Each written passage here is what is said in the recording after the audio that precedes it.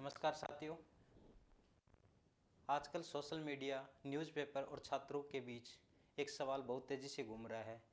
UGC क्यों चर्चा में है? आखिर यूजीसी ने ऐसा कौन सा नियम बनाया है जिसको लेकर छात्र प्रदर्शन कर रहे हैं और सरकार से जवाब मांगा जा रहा है? इस वीडियो में हम छात्र प्रदर्शन क्यों कर रहे हैं, ऐसा कौन सा नियम आया है और यूजीसी स्टार्टिंग, उसका बैकग्राउंड, उसके बारे में हम समझेंगे। देखिए,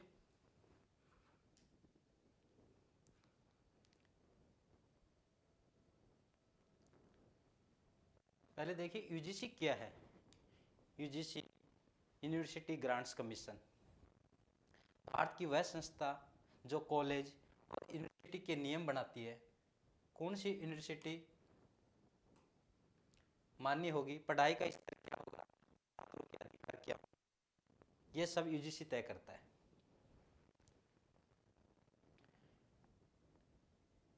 इसके बारे में बेसिक देख लीजिए। भारत में राष्ट्रीय शिक्षा व्यवस्था स्थापित करने का पहला प्रयास 1944 में के सार्जेंट रिपोर्ट से शुरू हुआ, जिसमें एक विश्वविद्यालय अनुदान समिति गठित करने की सिफारिश की गई। वर्ष 1945 में गठित इस समिति ने, कौन सी समिति ने, सार्जेंट रिपोर्ट वाली समिति ने अलीगढ़, बनारस, दिल्ली विश्वविद्यालयों का पर्यवेक्षण किया। वर्ष 1947 तक इसके दायरे को सभी मौजूदा विश्वविद्यालय शामिल हो गए। वर्ष 1948 में डॉक्टर एस राधाकृष्णन की अध्यक्षता में विश्वविद्यालय शिक्षा आयोग ने इसे यूके मॉडल के अनुरूप पुनर्गठित करने की सिफारिश की। 1952 में केंद्र सरकार ने केंद्रीय विश्वविद्यालयों और उच्च शिक्षण संस्थानों के लिए अनुदान की देखरेख हेतु विश्वविद्यालय अनुदान आयोग को नामित किया।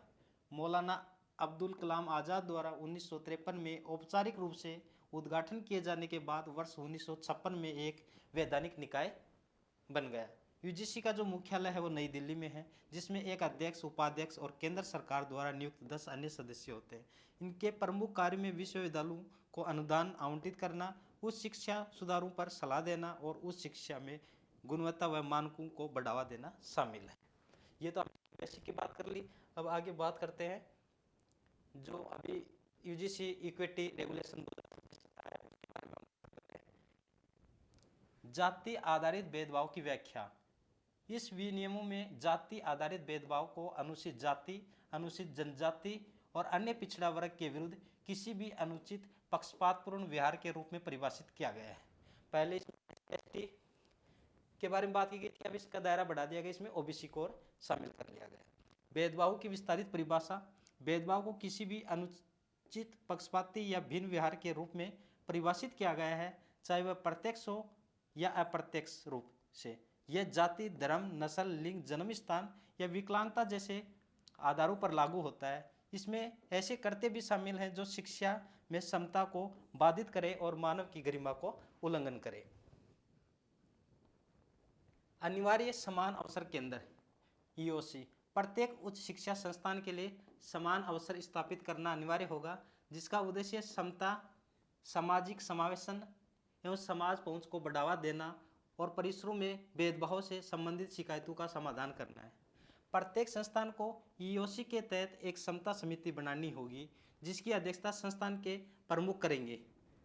समिति में अनुसूचित जाति, अनुसूचित जनजाति, अन्य पिछड़ा वर्ग, दिव्यांग व्यक्ति और महिलाएं अनिवार्य रूप से प्रतिनिधित्व करेगी, जिससे समावेशी निर्णय प्रक्रिया सुनिश्चित हो सके।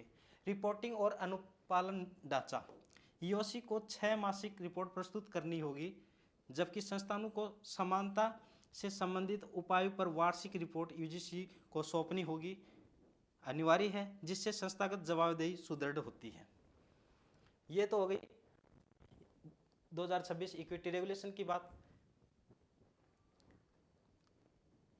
फिर विरोध क्यों हो रहा है? जनरल कैटेगरी छात्रों की चिंता। कई जनरल कैटेगरी छात्रों का मानना है कि यह नियम एक तरफा है। उनका कहना है कि नियमों में कुछ वर्गों के लिए ज्यादा सुरक्षा है, लेकिन जनरल छात्रों को सुरक्षा नहीं दिखाई देती। दूसरी बात, झूठी शिकायत का डर। छात्रों का यह भी कहना है कि अगर कोई गलत या झूठी शिकायत कर दे तो उसका समाधान कैसे होगा। नियमों में इस पर कोई साफ जानकारी नहीं दी गई है, इसलिए कुछ जगह पर छात्र ने प्रदर्शन शुरू कर दिया है। सरकार और यूजीसी का जवाब, यह नियम किसी के खिलाफ नहीं है, इसका मकसद केवल भेदभाव को रोकना और किसी छात्र के साथ अन्याय नहीं होने दिया जाएगा। थैंक यू दोस्तों, इसमें आपकी क्या राय है आप भी कमेंट करके आप बताइए। Thank you for watching.